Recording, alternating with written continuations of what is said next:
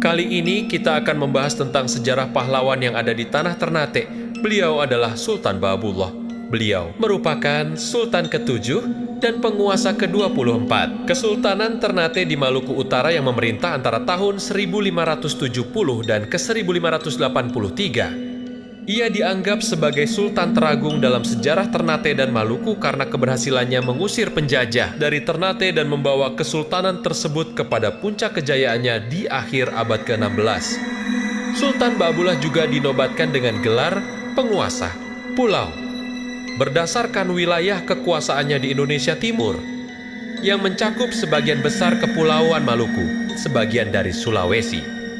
Pengaruh Ternate pada masa kepemimpinannya bahkan mampu menjangkau Solor Lamaholot, Bima Sumbawa bagian timur, dan Raja Ampat. Peran Maluku dalam jaringan niaga Asia meningkat secara signifikan karena perdagangan hasil rempah dan hutan Maluku pada masa pemerintahannya. Menurut tradisi, Ba'abullah dilahirkan pada 10 Februari tahun 1528, meski begitu tanggal ini mungkin terlalu awal. Karena ayahnya Sultan Hairun Jamil memerintah sejak 1535 sampai 1570 dan lahir pada sekitar tahun 1522 menurut catatan Portugis. Ba'abullah merupakan putra tertua, atau setidaknya salah satu yang tertua dari Sultan Hairun dan permaisurinya Boki Tanjung, putri Sultan Alauddin Idari Bacan. Menurut satu catatan hikayat yang disusun jauh di kemudian hari oleh penulis Ternate Naidah, Ba'abullah juga merupakan anak angkat dari Sultan Bacan. Tak banyak yang diketahui mengenai masa kecilnya, kecuali bahwa ayahnya memberikan pendidikan dalam hal-hal keagamaan. Ia diajari untuk berdakwah kepada masyarakat, yang ditafsirkan sebagai tanda bahwa ia memiliki pengetahuan yang menyeluruh tentang Al-Quran. Ba'abullah dan saudara-saudaranya kemungkinan mendapatkan pemahaman ilmu agama dari mubalik dan ilmu peperangan dari ahli militer. Sejak kecil Ba'abullah menemani ayahnya kemana-mana, termasuk ketika sang sultan diasingkan untuk sementara ke Goa pada tahun 1545 hingga ke 1546. Beranjak dewasa, ia membantu ayahnya menjalankan pemerintahan kesultanan dan ikut menandatangani surat perjanjian fasalisasi Ternate kepada Portugis pada tahun 1560. Surat Indonesia tertua dengan stempel kesultanan yang masih bertahan. Sumber-sumber Portugis semasa mengenali Ba'abullah sebagai calon pewaris takhta Ternate. Walaupun ada pula sumber lain yang menyebut bahwa ia memiliki 1 atau 2 saudara dengan klaim tahta yang lebih kuat. Ternate yang merupakan pusat utama perdagangan cengkeh memiliki ketergantungan erat pada Portugis. Sejak mereka mendirikan benteng di sana pada tahun 1522. Pada awalnya, elit Ternate menganggap bahwa Portugis yang memegang kuasa atas bandar persinggahan di Melaka serta memiliki persenjataan yang relatif lebih unggul dapat dijadikan sebagai sekutu yang berguna. Namun, setelah beberapa waktu, perilaku para serdadu Portugis yang tidak disukai masyarakat setempat memicu penolakan. Hubungan antara Sultan Hairun dan kapten-kapten Portugis tidak begitu mulus, walaupun mereka tetap membantunya mengalahkan negeri-negeri lain di Maluku, seperti Kesultanan Tidore dan Jailolo. Konflik antara Ternate dan Portugis pecah pada tahun 1560-an. Ketika Muslim di Ambon meminta bantuan dari Sultan untuk mencegah orang-orang Eropa yang mencoba mengkristenkan daerah tersebut. Sultan Hairun pun mengirimkan sebuah armada di bawah pimpinan Ba'abullah untuk mengepung desa Kristen Nusaniwi pada tahun 1563. Namun, pengepungan ini dibatalkan setelah 3 kapal Portugis datang. Selama beberapa waktu setelah tahun 1564, Portugis terpaksa meninggalkan Ambon secara keseluruhan walaupun mereka kembali menetap di sana pada tahun ke-1569. Ba'abullah juga ikut andil dalam sebuah ekspedisi ke bagian utara Sulawesi pada 1563. Wilayah tersebut ke dalam kuasa kesultanan pimpinan ayahnya. Petinggi Portugis memahami bahwa penaklukan semacam ini akan diikuti dengan penyebaran agama Islam yang dapat menggoyahkan posisi mereka di Nusantara.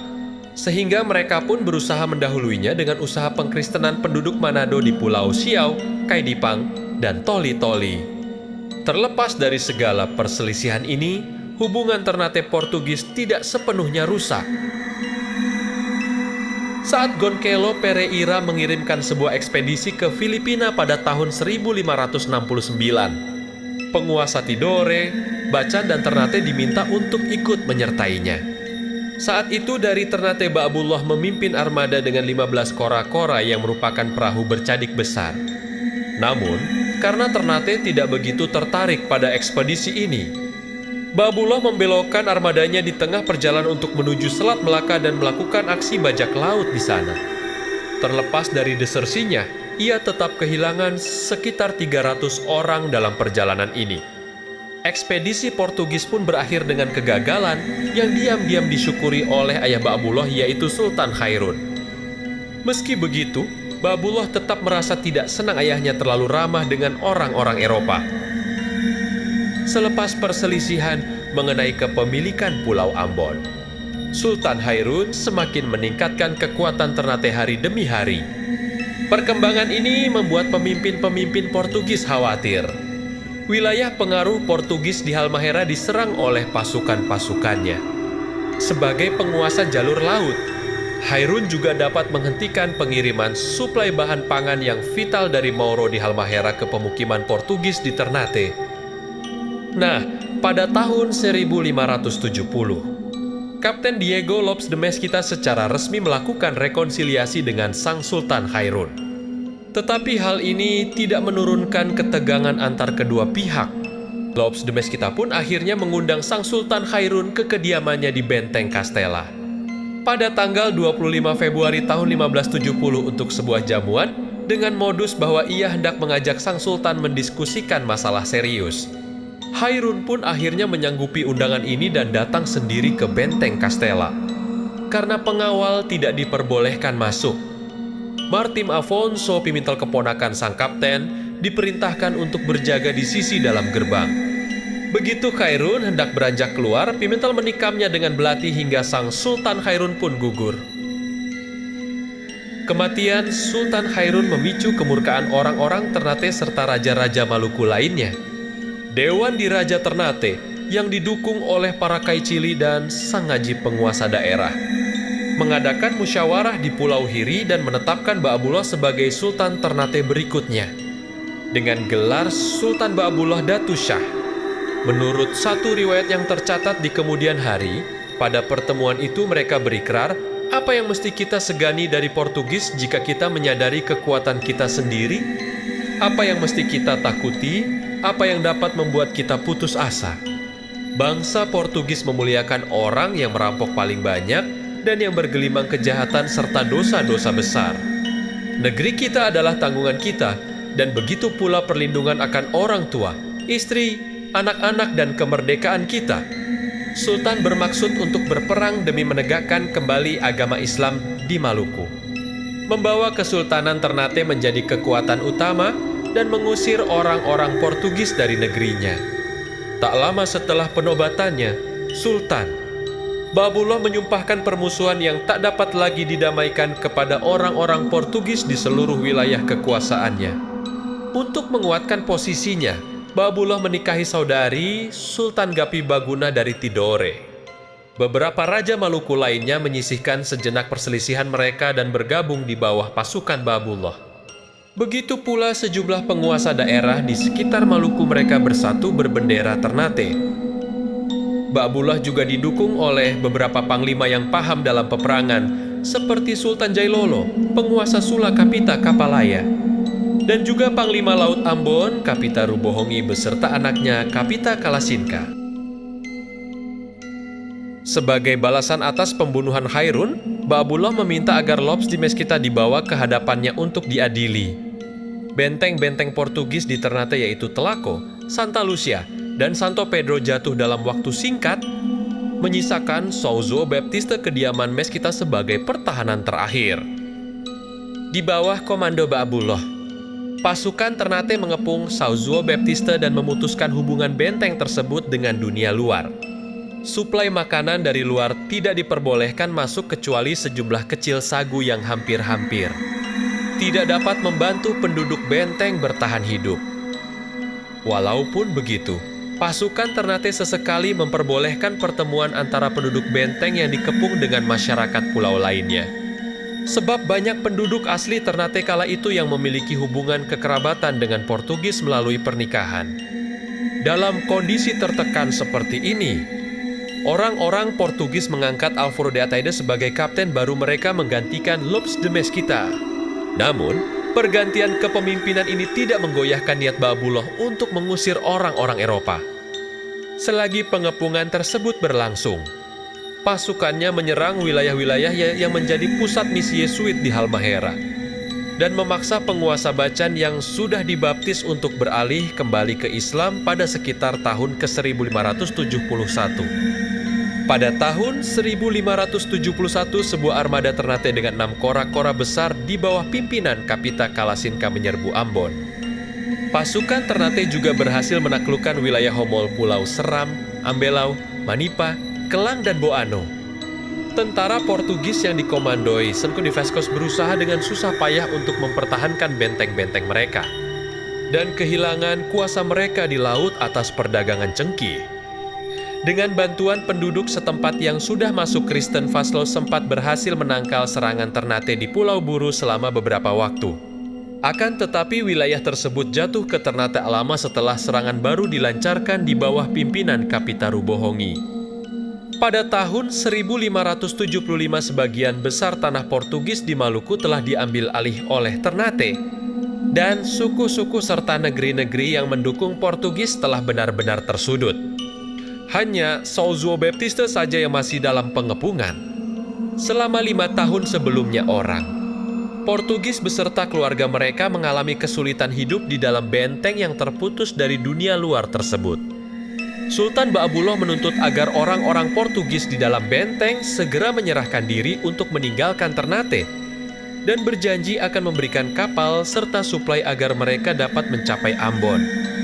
Sementara itu, penduduk benteng yang berasal dari Ternate diperbolehkan tinggal selama mereka.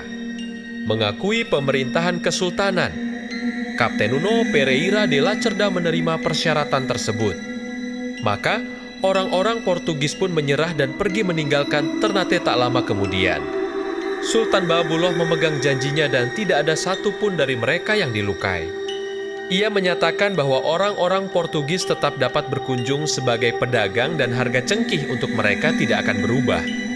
Sebuah kapal dari Melaka datang menjemput sisa-sisa orang Portugis di Ternate dan membawa mereka berlayar menuju Ambon. Sebagian dari mereka melanjutkan perjalanan ke Melaka sementara yang lain pergi menuju Solor dan Timor untuk berpartisipasi dalam perdagangan kayu cendana. Baabullah menahan sejumlah kecil orang Portugis di dalam benteng dan baru membiarkan mereka pergi setelah mereka yang terlibat dalam pembunuhan. Sultan Khairun dihukum. Pada tanggal 3 November tahun 1579, Sultan Baabullah menerima kunjungan dari penjelajah Inggris Francis Drake, yang kala itu sedang memimpin sebuah ekspedisi pelayaran keliling dunia dalam ekspedisi keliling dunia kedua yang berhasil. Diselesaikan setelah ekspedisi Magellan Elcano, Drake menggambarkan Baabullah sebagai pria yang berperawakan tinggi, sangat gemuk dan kuat, dengan wajah yang terkesan ramah dan layaknya bangsawan. Baabullah menerima tamunya dengan gembira, mendatangi armada Drake untuk menyambut mereka di sana. Sang Sultan menyatakan pertemanan abadinya dengan Ratu Elizabeth dengan maksud untuk mengajak serta Inggris dalam perseteruan melawan Portugis. Drake sendiri memang sengaja memilih berlabuh di Ternate karena mengetahui bahwa Ternate merupakan musuh Portugis. Meski begitu, Drake menahan diri dari menyanggupi ajakan Baabullah untuk menyerbu orang-orang Portugis yang kini menetap di Tidore. Setelah perbincangan babak pertama berakhir, Baabullah mengirimkan hidangan mewah bagi Drake dan para awaknya di kapal. Hidangan yang disajikan mencakup nasi, ayam, tebu air gula, buah-buahan, dan sagu. Drake pun merasa terkesan dengan Baabullah dan menggambarkannya sebagai figur yang populer di kalangan rakyatnya. Namun, ia tidak berhasil menegosiasikan hak dagang eksklusif bagi Inggris karena penolakannya atas permintaan Baabullah untuk membantu Ternate menyerang Portugis. Sumber Spanyol bahkan menyatakan bahwa sempat terjadi cekcok antara dirinya dan Baabullah sebab ia menolak untuk membayar biaya ekspor sebesar 10% yang telah ditetapkan oleh Sultan untuk hasil bumi Ternate. Kedua pihak baru berdamai setelah Drake mengirimkan sejumlah hadiah untuk Sultan dan berjanji akan memberikan bantuan persenjataan untuk Ternate. Drake pun bersegera meninggalkan Ternate dengan membawa sejumlah kecil cengkeh berkualitas tinggi dan melanjutkan perjalanan ke Barativa melalui Sulawesi, kemungkinan di Nusa Tenggara Timur. Selepas kepergian Portugis, Sultan Ba'abullah mengambil alih São João Baptista dan memanfaatkannya sebagai benteng sekaligus istana kediamannya. Ia merenovasi serta memperkuat pertahanan benteng tersebut dan mengganti namanya menjadi Gamalamo. Di bawah perlindungan Ba'abullah, kapal-kapal dagang dari Melaka diperbolehkan singgah di Ternate setiap tahunnya untuk memastikan bahwa arus niaga dengan kawasan sekitar serta Eropa tetap berlangsung dengan baik. Hanya saja, hak-hak istimewa kini ditiadakan, sehingga pedagang barat diperlakukan serupa pedagang dari negeri lainnya dan mendapatkan pengawasan yang ketat. Sultan Ba'abullah bahkan mengeluarkan peraturan yang mengharuskan setiap orang Eropa yang singgah ke Ternate untuk melepaskan topi dan sepatu mereka. Sebagai pengingat agar mereka tahu diri dan menjaga sikap, Sultan Ba'abullah merawat dan merintis jejaring persekutuan dengan penguasa-penguasa dan negeri-negeri lain di Nusantara. Muslim Jawa dari negeri-negeri pesisir pantai utara Jawa menjadi sekutu utama Ternate. Beberapa misi dikirimkan kepada wilayah-wilayah yang diklaim oleh Ternate untuk menuntut kesetiaan mereka kepada kebijakan-kebijakan Sultan. Pada tahun 1580, Ba'abullah disebut memimpin sebuah ekspedisi pelayaran besar-besaran yang mengunjungi sejumlah tempat di Sulawesi. Sang Sultan sempat pula singgah ke Makassar dan bertemu dengan Raja Gowa yaitu Tunijalo. Kedua penguasa ini mengikat perjanjian persekutuan. Kemudian, Ba'abullah mengajak Tunijalo untuk masuk Islam, tetapi ia menolak permintaan tersebut secara halus. Walaupun begitu, sebagai tanda pertemanan, Ba'abullah menawarkan untuk membantu renovasi benteng Somba Opu di pantai timur Goa. Setelah beranjak dari Goa, armada Ternate menaklukkan wilayah selayar di selatan Sulawesi. Di bawah kepemimpinan Ba'abullah, Kesultanan Ternate menggapai masa jayanya. Kombinasi dari pengaruh sosiopolitik agama Islam imbas dari keberadaan Portugis yang sebelumnya menyuplai persenjataan serta mendorong penyeragaman pertanian cengkeh demi efisiensi, serta harga cengkeh yang semakin melonjak, memperkuat dan memperluas cengkeraman Ternate atas jalur perdagangan rempah tersebut. Pada awal masa pemerintahannya, Sultan mengirimkan armada untuk menaklukkan Buru, Seram, dan sebagian wilayah Ambon. Pada ekspedisi tahun 1580, negeri-negeri di Sulawesi Utara juga ditaklukkan. Tradisi setempat menyebutkan bahwa Ternate menggabungkan strategi interferensi atas persaingan, kekuasaan internal, dan politik perkawinan untuk mendapatkan pengaruh. Raja Humonggilu dari Limboto misalnya meminta bantuan Ternate untuk mengalahkan saingannya, Raja Pongoliwu dari Gorontalo. Humonggilu lalu menikahi adik Ba'abullah, Yomumin. Sementara, saudari dari raja yang dikalahkan dibawa ke Ternate untuk dinikahkan dengan seorang bangsawan. Ba'abullah sendiri disebut-sebut menikahi seorang putri dari Teluk Tomini bernama Outango, yang memiliki peran penting dalam penyebaran agama Islam di kawasan tersebut. Dalam ekspedisi yang sama, wilayah Banggai, Tobungku keduanya di Sulawesi Timur, Tiworo, Sulawesi Tenggara, dan Buton juga jatuh ke dalam kuasa Sultan. Pengaruh Ternate bahkan mencapai Solor, wilayah Timor, serta Kepulauan Banda tempat penghasil pala. Daftar wilayah jajahan Ternate yang disusun oleh sumber Spanyol pada sekitar tahun 1590 juga menyebut wilayah Mindanao, Kepulauan Papua Raja Ampat serta Bima dan Kori di Sumbawa. Walaupun sepertinya wilayah-wilayah ini tidak terlalu terikat dengan Ternate, meski kawasan-kawasan yang jauh dari Ternate hanya merupakan negara pembayar upeti yang lumayan merdeka. Banyak pula wilayah yang diperintah oleh wakil bergelar sangaji yang ditunjuk langsung oleh Sultan. Karena luas wilayah kekuasaannya, Ba'abullah juga dijuluki sebagai penguasa 72 pulau. Sebagaimana dicatat oleh sejarawan dan ahli geografi Belanda Francois Volentigen 1724. Dan pada masa ini, Ternate merupakan negara terkuat dan termakmur di kawasan timur Nusantara. Menurut sumber-sumber Spanyol, Ba'abullah bahkan memiliki kekuatan untuk memanggil 2.000 kora-kora dan 133.300 tentara dari Sulawesi hingga Papua di bawah kepemimpinannya. Demikian cerita sejarah Kesultanan Ternate di bawah kepemimpinan Sultan Ba'abullah. Di masa beliau, Ternate mencapai kejayaan hingga menguasai 72 pulau di Nusantara. Terima kasih, dukung channel ini dengan cara subscribe dan nyalakan loncengnya untuk mendapatkan notifikasi video terbaru berikutnya.